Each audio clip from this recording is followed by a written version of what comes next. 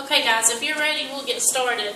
I've completed a SWOT analysis for Caring Home Health. And for you guys that don't know what a SWOT analysis is, the S stands for strengths, the W stands for weaknesses, the O stands for opportunities, and the T stands for threats. What that is reviewing each of those topics for an organization to see where you need to work or improve, who your competitors are, or what's going to work against you as your agency as far as doing well or need rooms for improvement. Our mission here with Caring Home Health, the mission of Caring Home Health is to provide quality, safe, and cost-effective home health care services to persons in need of those services. Our 2016 goals, which you guys should already know those, is decreased unplanned transfers. That means our transfers back into the hospital after being discharged. Timely start of care, which means that we will get out and do our start of care within the first 48 hours of discharge from the hospital. And on high-risk patients that we will get out within 24 hours. Our last goal is improvement in medication reconciliation. This means that at all times, all the medicines that the patient has in their home will match our med sheet in the computer. Our strengths here at Home Health, we have competitive salaries, years of expertise and experience, which you guys know, all the people sitting in the room, we have years and years of experience with Home Health. Management of patients while being frugal with resources. What I mean there is just meaning that we are continue to expect to do more with less as far as finances go, and with the Medicare change in our payment processes. Decreased turnover, we do have decreased turnover. A lot of people here have long longevity with us, 20 plus years. Accept patients with no payer. We continue to support our mission and take patients that have no insurance. And we will continue to do that in order to continue to support our mission and provide for those who have no other means. We have nursing and therapy councils that continue to meet at least quarterly about different issues and different ways to improve things. And nurses that are capable of managing high acuity patients. What I mean with high acuity patients is patients that come home that have IVs or trachs or anything like that used to you didn't take care of in the home.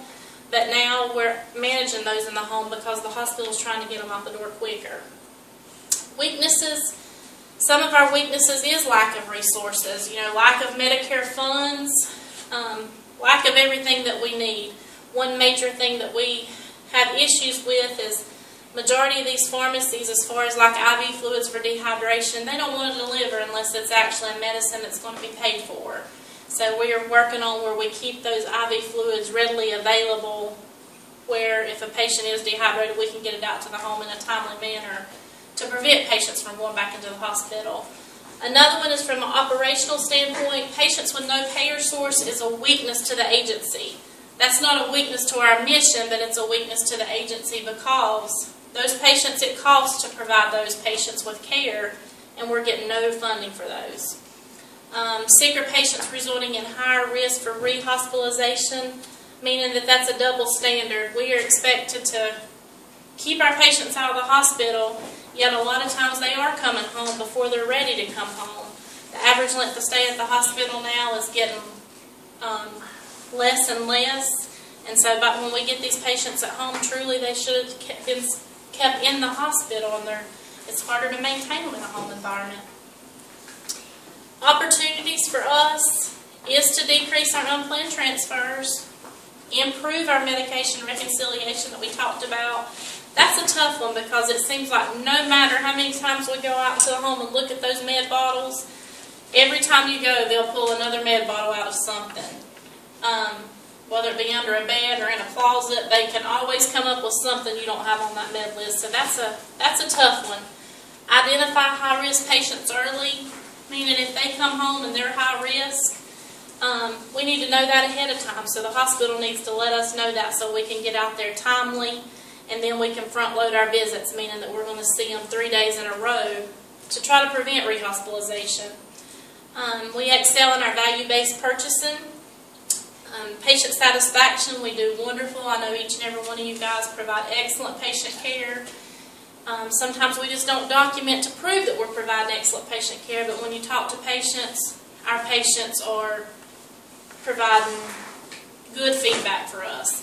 Clinical ladders, we're working on clinical ladders to promote growth and development with staff, where you guys have means of continuing to grow in your education with opportunities that this organization will provide for you. Threats. Our competitors is always a threat. There's many home health agencies that's out there providing home health care. So that's always a threat because we're constantly making sure that our outcomes, we want them to be the best of the best. So when patients go to pick a home health agency, they'll pick us. You know, home health care is getting like hospitals or motels or anywhere. What's the first thing you go look at when you're going to pick out a place to go on vacation or a place to eat? People check the star ratings. So we're going to be judged based on our star ratings. So, you know, if one home health agency has a higher star rating than us, we're apt to not be the #1 pick. With healthcare reform, like I said earlier, we're expected to do more for less, and that's only going to continue. We're still going to be expected to produce high-quality patient care with less money and resources. Another threat of ours is contract employees. We have lost a few employees related to contract. As you all know, contracts pay much more than any organization can pay, but that's because they're not guaranteed full-time work consistently, and they don't get benefits. So that's a threat of losing some good employees related to high rate of pay. When this comes into more of a threat is when they have spouses that can provide their insurance through their employer and the contract employers don't need insurance. So that's a threat of losing some staff. In summary, Care and Home Health will continue to seek out avenues to continually improve our patient care outcomes, and we will continue to look at resources that we can do to make sure that we stay the best of the best in home care, which I know that we all know we're the best of the best. We just have to make sure that we show that with our outcomes. Does anybody have any questions for me? If not, thank you for your time, and you guys have a wonderful day.